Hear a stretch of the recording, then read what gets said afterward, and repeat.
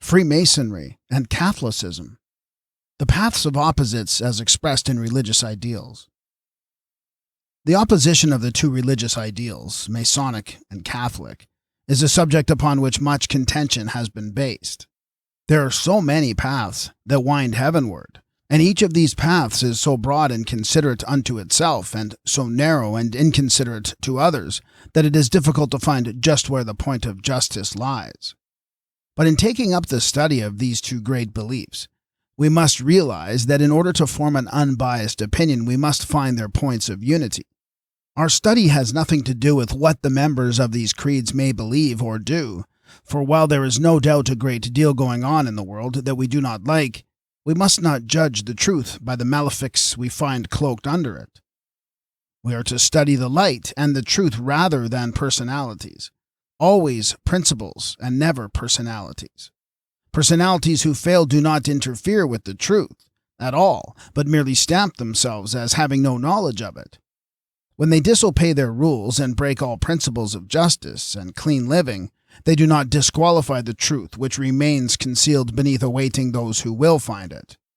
Our likes and dislikes mean little. The great thing is, what does the soul of the seeker find in these things which adds to his life and understanding? And it is upon this ground that we will discuss these two great opposites. These two great paths which we have creedized and placed upon opposite sides are wholly dependent one upon the other for an expression of true wisdom. Combine their names and they mean universal light. For Catholic means universal, and the ancient word Freemason means light. These two have for ages been separated, but if we take the words themselves, we find they are dependent one upon the other to make a perfect whole. For the one expression of unity is through universal light. In the great plan of nature, there are two great powers that are forever combating for supremacy. And in the realms of spiritual nature, there are two corresponding hierarchies, the Lords of Reason and the Lords of Compassion. These two great groups of spiritual intelligences have charge of the unfoldment of the human race, and these great leaders express themselves through individuals and groups of individuals in the world of material affairs. But these groups in this world are always inadequate representations of the great life that is beyond. We so often judge truths by their followers, not seeming to realize that the followers are always weak. There will always be black sheep, but these black sheep do not destroy the sweetness of the truth, but only stand out as contracts against it. And these two great works are so close, have so much in common interest, so much in unified work, that the only reason why they are not one today is because of the narrowness of their members. There is no argument in the spiritual universe between reason and faith, but the partially developed expressions of them here results in inharmony. And these comparisons, which are based upon the fight for supremacy, are the basis of a great deal of suffering. In the spiritual planes, there are these two groups of workers in the plan of cosmic unfoldment. There are the Lords of Reason, who have charge of the awakening, unfolding, and developing of the sense centers of man by spreading light, truth, and knowledge, advancing the arts and sciences, and building the positive expression of brain power. They have charge of those mystically unknown things which man calls nature's laws.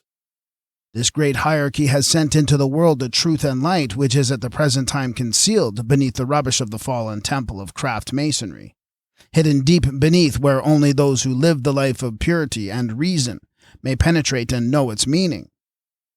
Out of the crumbling ruins of the school of the ancients, we find a group of builders whom we call Freemasons. Today, this group of students promulgate philosophies and ideals whose source they do not know, but in some mysterious way they have adopted certain concepts and rites. Under the head of philosophy, the mind has been worked upon by the Lords of Reason. Analogy, analytical thought, mathematics, etc., have come to man to build the powers of reason. Educo is their keyword, to draw forth. Lux, meaning light, is their slogan. And today man is still wandering in the darkness of his ignorance, carrying in his hand the flaming triangle. And the Masonic brother of today is still searching for the same lost word. He is ever the seeker. He must know, he must see with his own eyes in order to believe. He is the child of flame who has come down through the ages seeking to build a living temple to the living God. And in the same mystic darkness of antiquity, another great work has started along with the work of mind.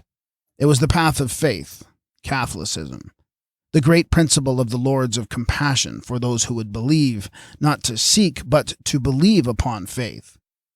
So down through the ages they have come, promulgating the heart religion. In India, they have a much better idea than we have of these two great powers.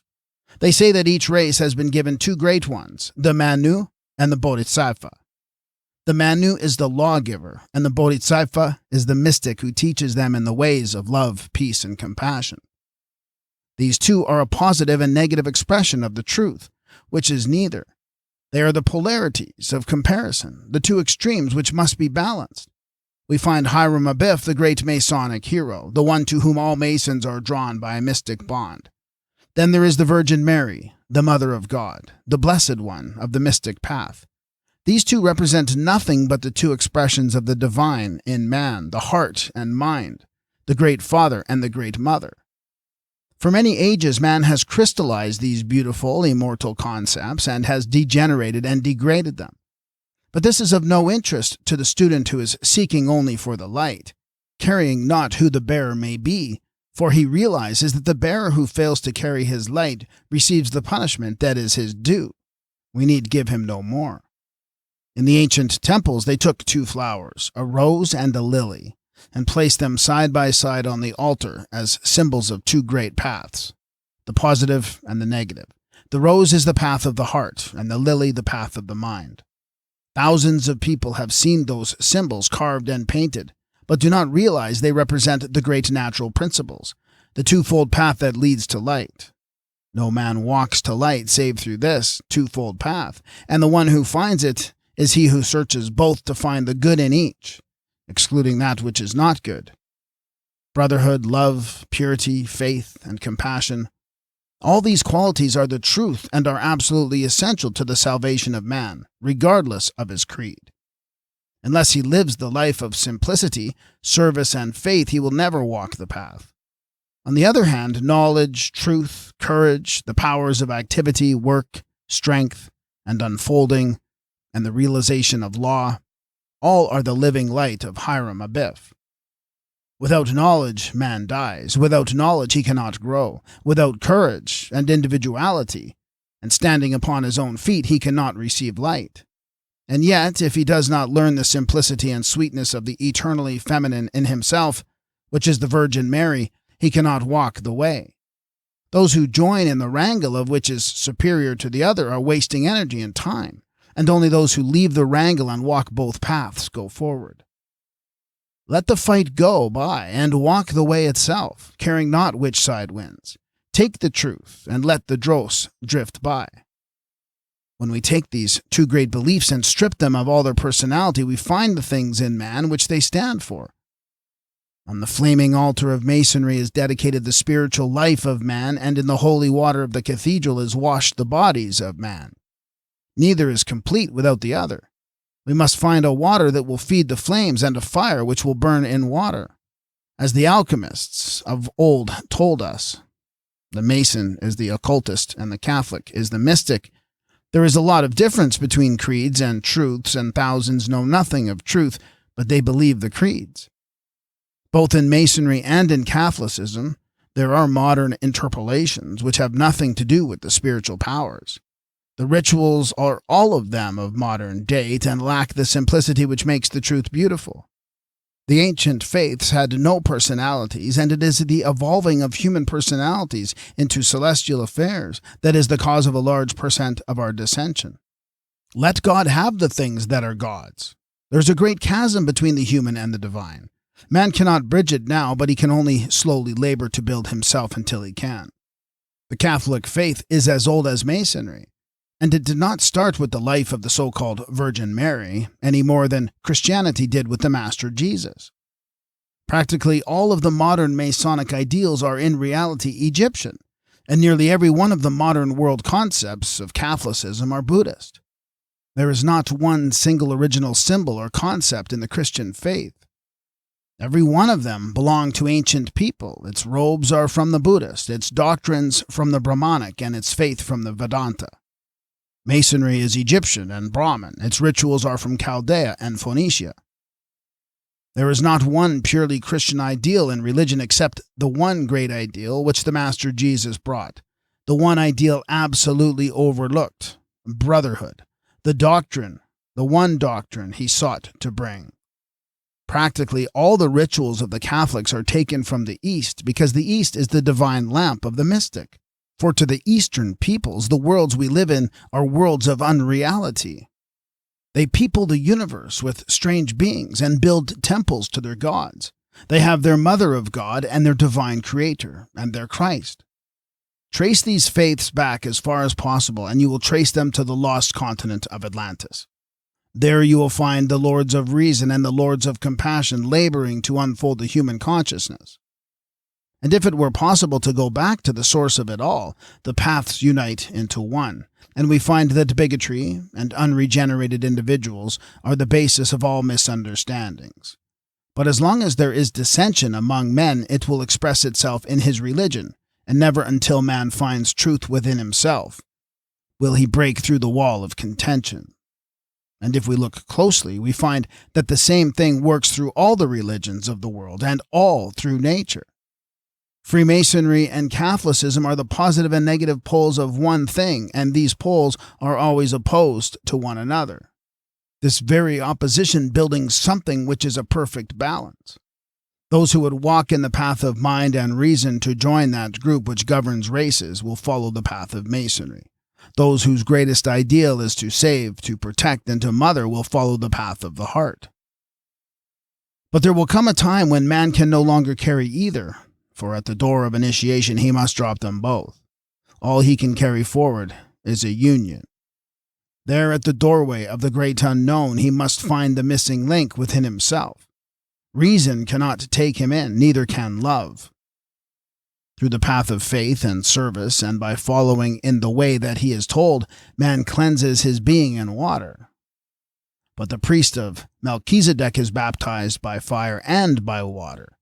There is no way of securing initiation of water save through the concepts of the ancient Catholic faith, and the only way to be baptized by fire is to pass through the portals of Masonry.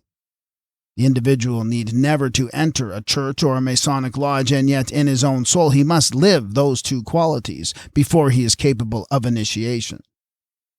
For the fire is ever-burning fire of the gods, which burns in the brain, and the water is self-abnegation and purification. The time is coming when these two factions will be united in one great bond of brotherhood, which is the keynote of our work today.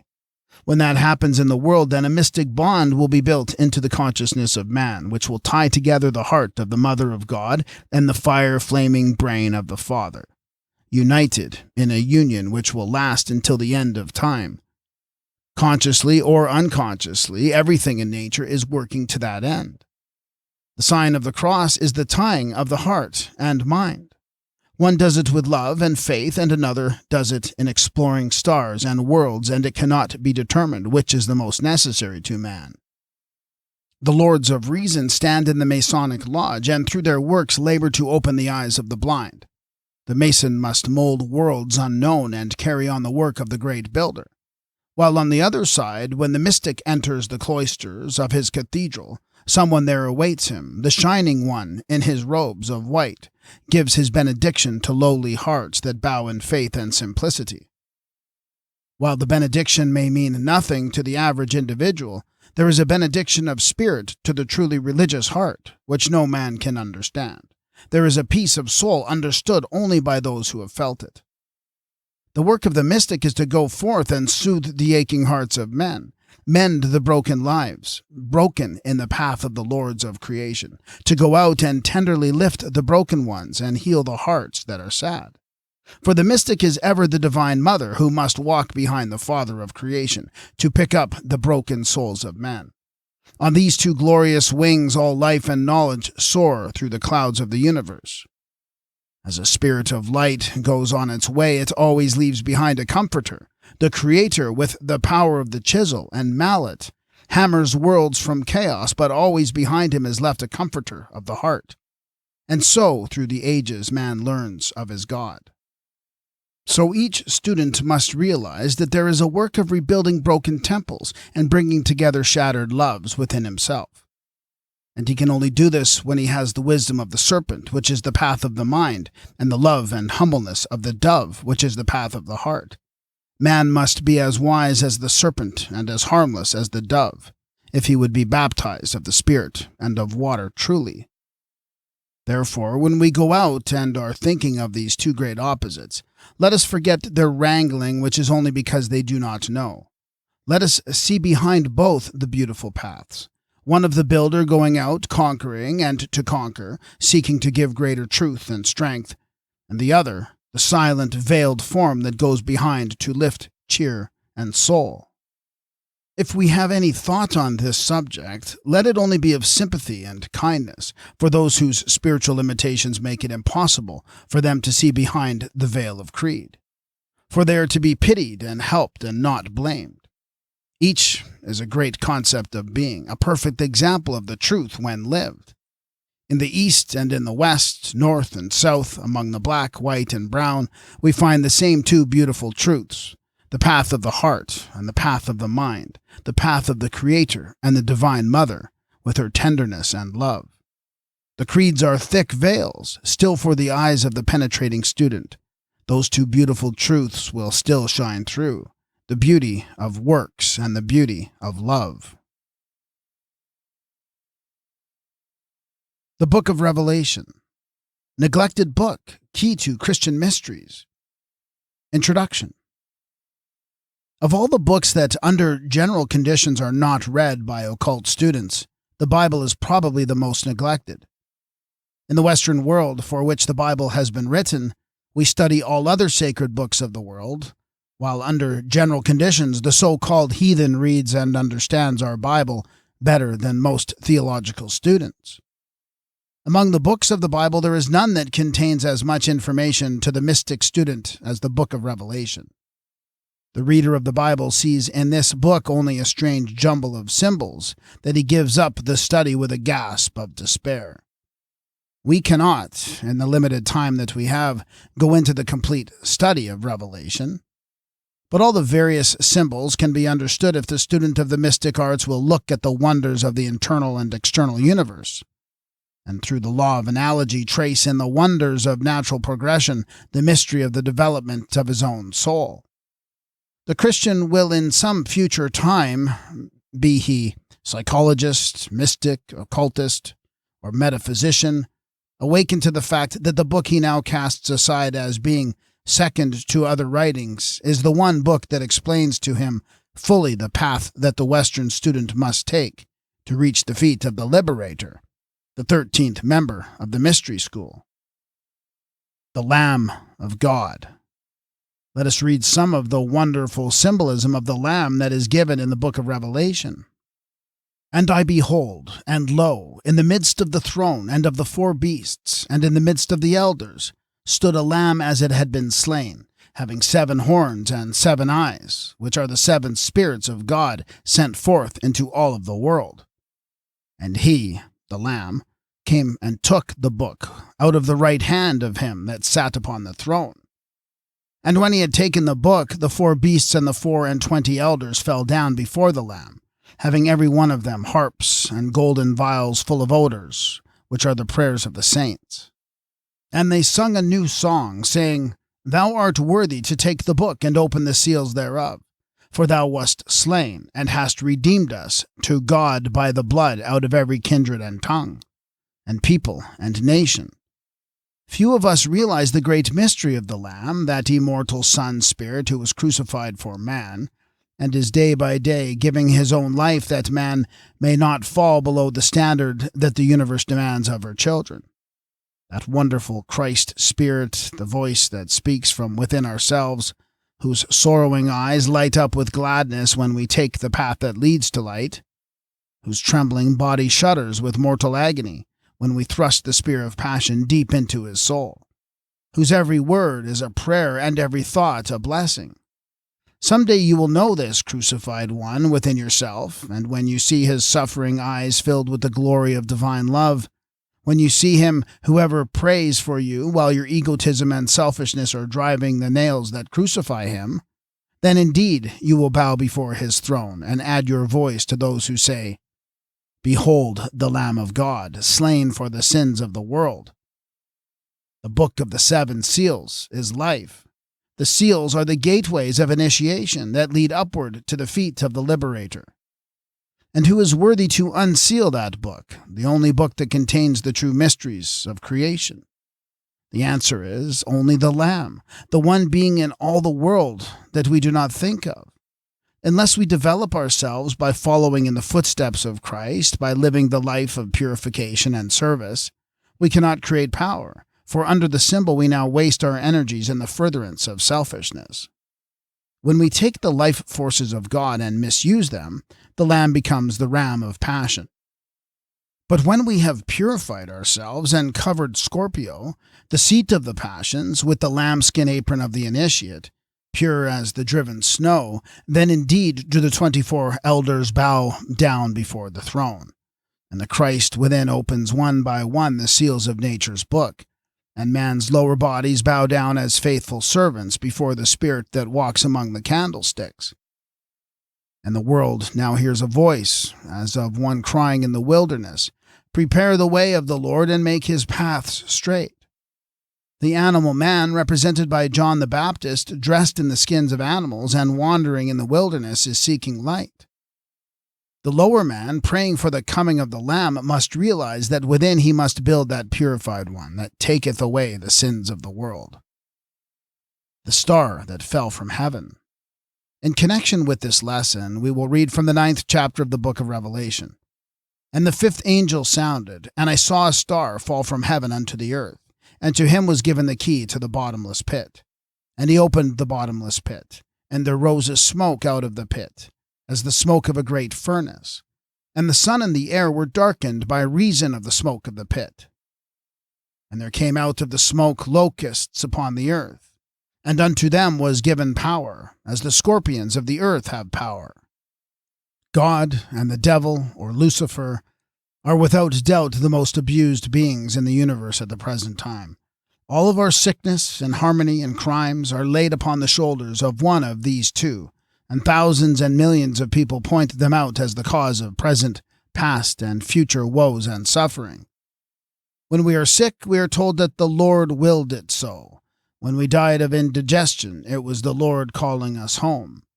When the sense is dim and old age claims us, it is the will of God that we should go around with lumbago and dropsy.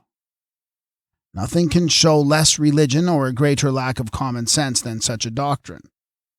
Then again, when I take it into my head to kill someone, it is the devil who is to blame. If I fail to fill the shoes of life, then of course, it is the powers of darkness that are to blame. Until at last, after a careful analysis of this theology, we find that the celestial beings are all sinners, and man, made of the dust of the earth, is the only perfect creature in the universe. The students of true religion must learn to realize that neither God nor the devil is responsible for the ups and downs of their lives, but that they themselves are to blame for every inharmony that makes their lives what they should not be. The great God of the universe is a God of absolute justice with mercy, and no one has ever suffered or ever will suffer unless he at some time wronged others, just to the same degree. Then who was it of which Milton, the poet, spoke when he said, "Him the almighty power hurled headlong, flaming from the ethereal sky, with hideous ruin and combustion down to bottomless perdition, there to dwell in adamantine chains and penal fire"? Who then is Lucifer, the son of the morning, the most beautiful star in all the heavens, who was barred from heaven by his actions? The answer is, he is man, whose spiritual consciousness, descending through the worlds of space, has by the passions of life changed the great Lucifer energy, the dynamic power that keeps the worlds in their orbits, and gives to him his blood and power and expression, into a devil of lust, greed, and passion. Far down in the centers of emotion and selfishness, man is chaining the son of the morning. Those who do not in their lives here transmute this great energy of Mars into constructive powers then blame the devil for the things that they themselves are responsible for. For even the devil himself is created by man.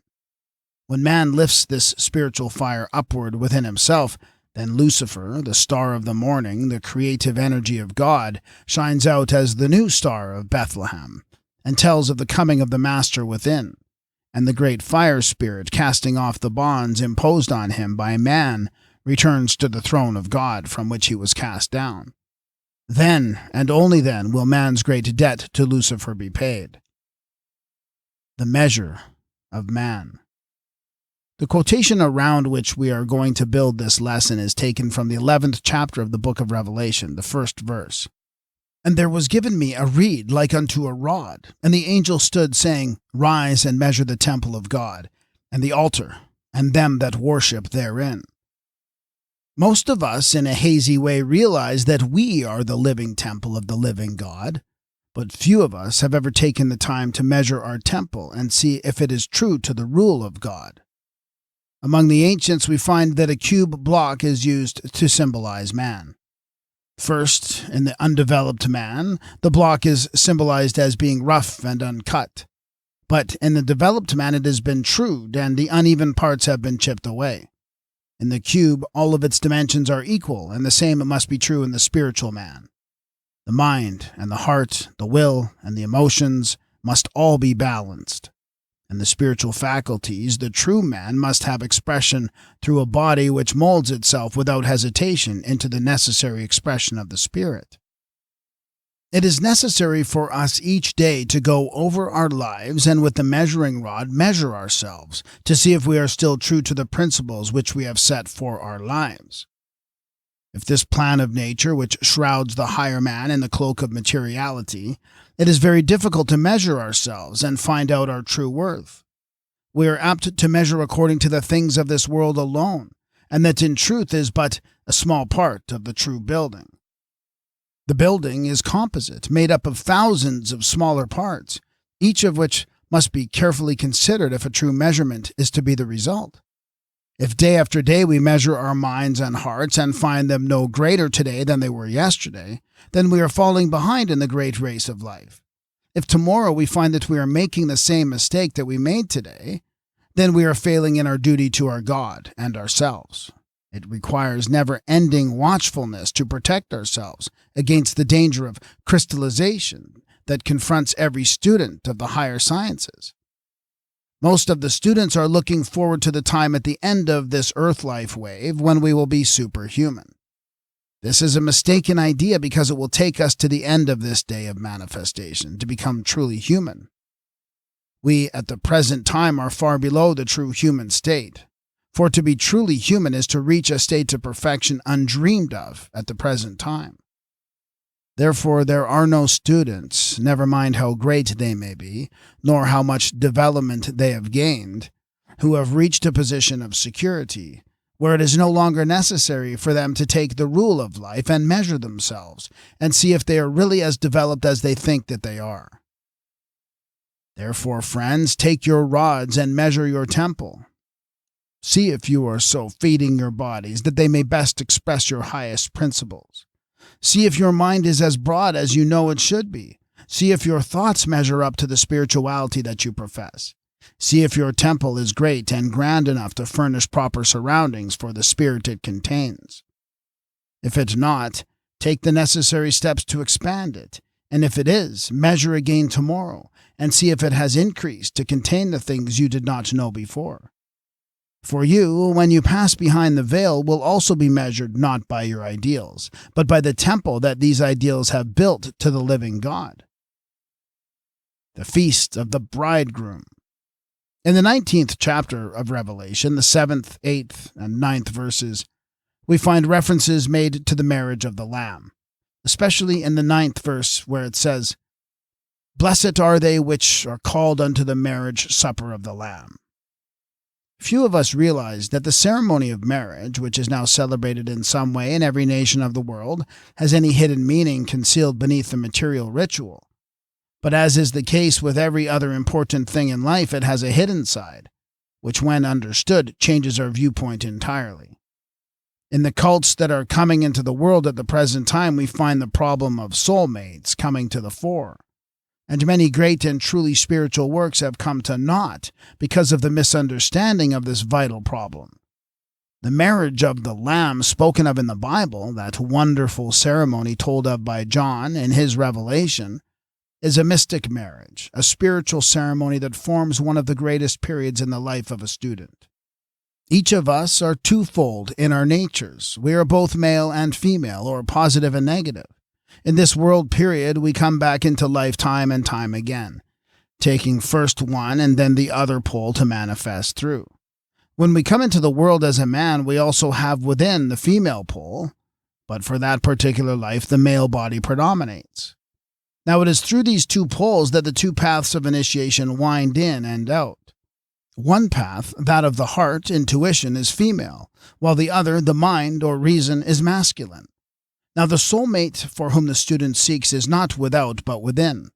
For in truth, man is complete in himself, but at all times in his stage of evolution, one part of his nature is in abeyance. The mystic marriage, the alchemistic marriage, the marriage of the sun and moon, the true ceremony of which the physical union that we know is but the symbol, is the marriage within man of these two principles of the heart and mind.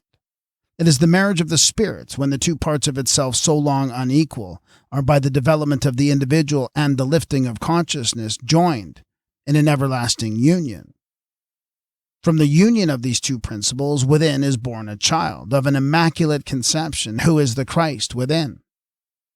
For many ages our world has been governed by a patriarchy, and in marriage the husband has been considered the master of the home. While in the world without we find the same thing. The mind has been master. With reason and science man has governed the world. The heart and the intuition have in the majority of humanity been lost. The result is that now the spiritual paths of service and brotherhood which come on the heart ray are now seeking mastership, and in consequence of this the woman is coming to the foreground. Let the student remember that the mastery of either destroys the usefulness of both, but that the heart and mind united in spiritual wedlock is the only path that leads to God. These that we see among us are all equal. Man is no greater than woman. Woman is no greater than man, in the last analysis, for they are both forms of that which is formless, and each is manifesting one side of their nature. And as they grow in understanding, will change to the other side, and will continue to do so until at last the great spiritual marriage makes them both one, as they were in the beginning. The New Jerusalem. We will read from the first 3 verses of the 21st chapter of Revelation, as this gives us the best description of the New Jerusalem. And I saw a new heaven and a new earth, for the first heaven and the first earth were passed away, and there was no more sea. And I, John, saw the holy city, the New Jerusalem, coming down from God out of heaven, prepared as a bride adorned for her husband. And I heard a great voice out of heaven, saying, Behold, the tabernacle of God is with man, and he will dwell with them. And they shall be his people, and God himself shall be with them, and be their God. In one of the ancient books, this world we now live in is called the Son of Necessity, and such indeed it is. It is a certain plane of consciousness necessary to those who are developing upon it. The various worlds that, interpenetrating each other, form our system differ in only one particular, and that is the rate of vibration to which they are attuned. Each of these exterior worlds is correlated to man by a body within himself. He at the present time has 4 bodies, or suits of clothing, over the higher spiritual essence, which he calls the I. Now at the present time, the body that is the most perfectly formed is the physical body, or that which we see and name. The next one is the etheric body, which is also well formed, and will be the next one for man to use. He will never be able to use this body, however, on this plane of consciousness, as it is attuned only to the etheric regions, which are 1 degree of vibration higher than the one we are now functioning in.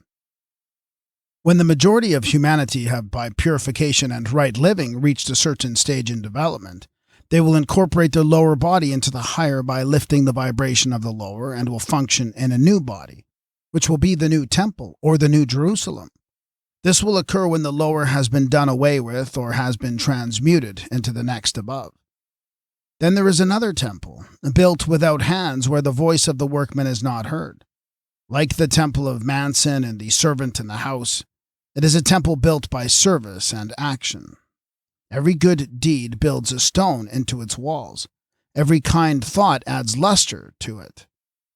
It is the temple of the soul. The individual has by his daily life thus built the only temple acceptable in the sight of God. There God dwells with man, because through his life of service and action he, the individual, has attuned himself to the infinite. Here's a great thought for those who can comprehend it. Those who would know God must be like him. Those who want the powers of God must use them as he uses them. Those who want to have the exalted position that he holds must learn to love as he loves, who weeps over even a sparrow's fall. As the student goes down the path of life, let him remember that every obstacle met and mastered means a step forward.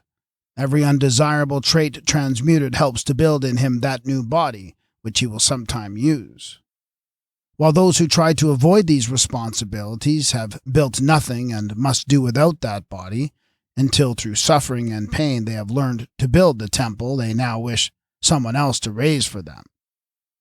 For we cannot go in until we ourselves have built that new Jerusalem that descends from heaven as a bride. The sun god and the Madonna. Myths more important than history. Let us consider for a moment the symbolical side of the life of Christ.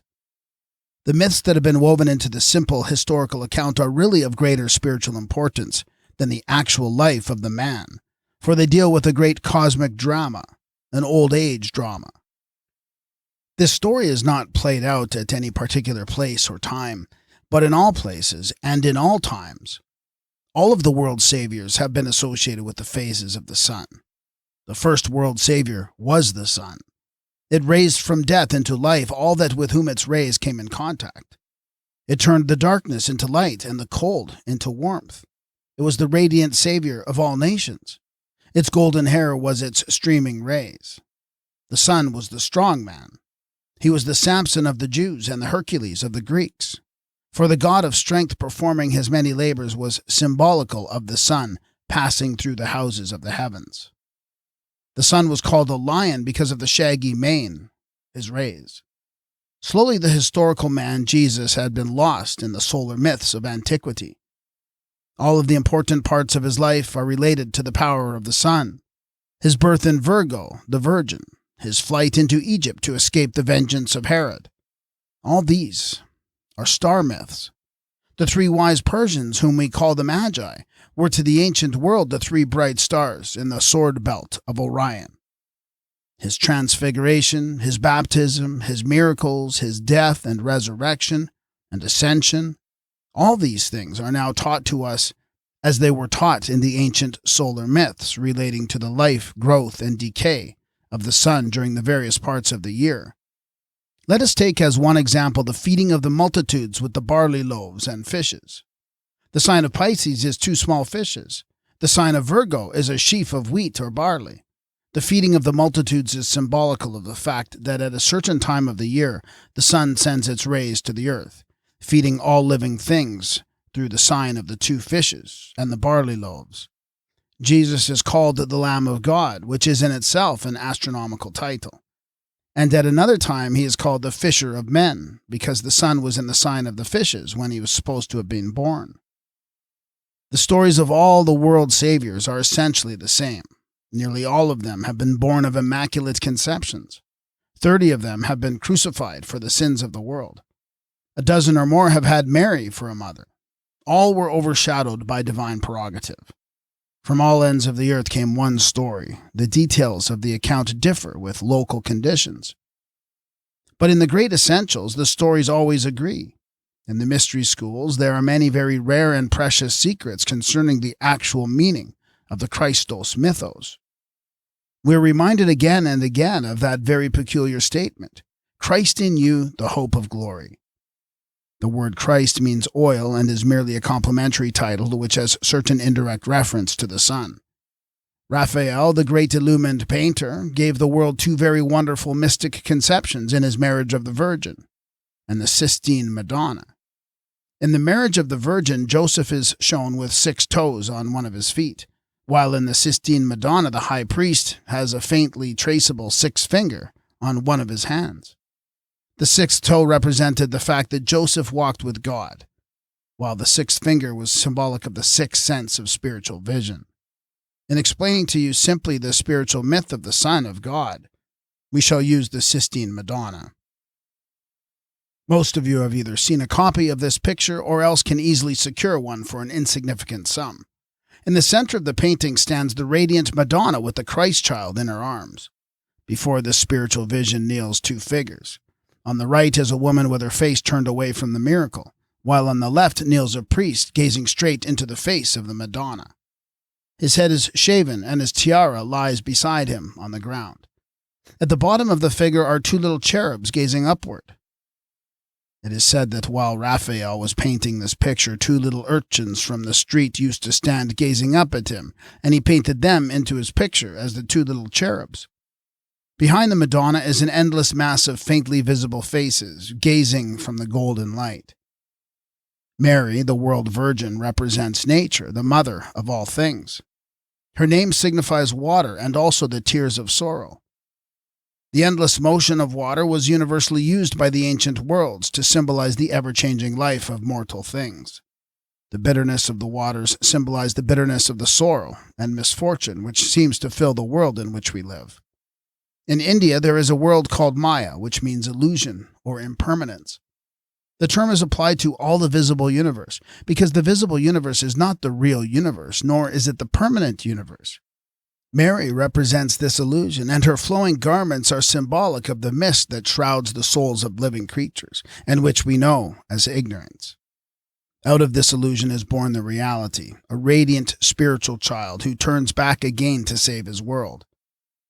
We know in nature that whenever there is a great need, something is produced to fill that need, for necessity is the mother of necessary things. After we have wandered long in the illusion, have sought in vain for happiness in a world of selfishness and thoughtlessness, after some great sorrow breaks our hearts, the soul of man rises out of the shell of ignorance and perversion, which has long imprisoned it. Its mother is darkness and suffering, and the soul of man is not born without travail. Therefore, in the Madonna, with the moon under her feet, the ancient world saw life as we know it, veiled in ignorance and robed in the garments of materiality. Now and then one is born out of life who, rising triumphant from the darkness of his own lower nature, becomes in truth the Son of God. There are 2 paths that lead to spiritual realization. One, the path of devotion, is symbolized by the kneeling woman with her face turned away from the miracle. The heart of man grows through faith and service. It does not need to see. It knows without seeing. It recognizes through the faculty of intuition. The female figure represents service, love, faith, and charity, by means of which the great miracle is realized without being seen. The second figure, that of the aged patriarch, represents the power of human thought, the path of the mind. The mind must see in order to believe. The scientist with his instruments, the philosopher with his mathematics, these must have proof, or they cannot believe. Their path of growth is the path of reason, logic, philosophy, and law.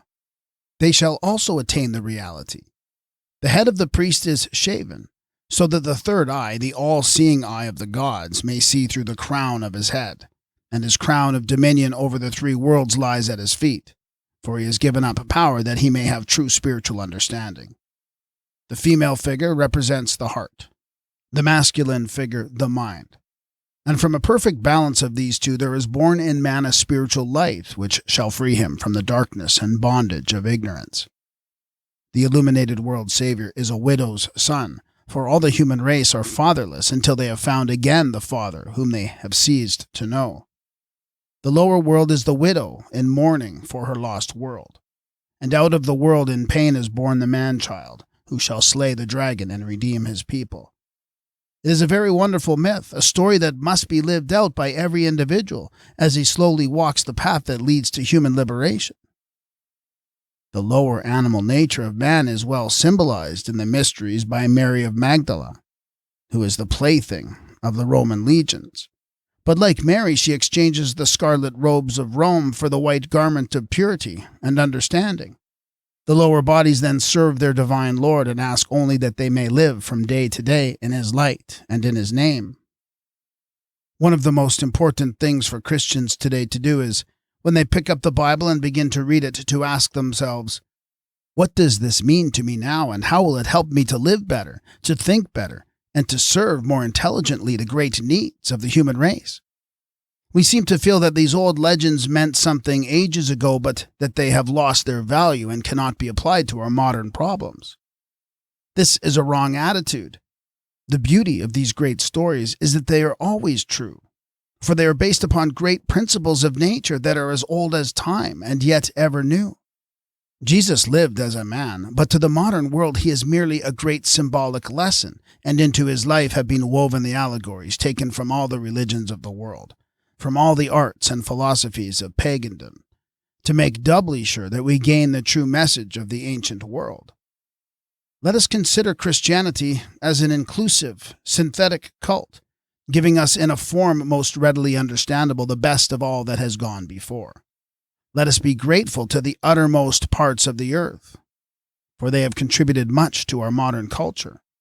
When we try to study Christianity, let us not be afraid to search in any corner of the earth for that knowledge which will help us to be truer to the beautiful message and the nobly inspired messenger.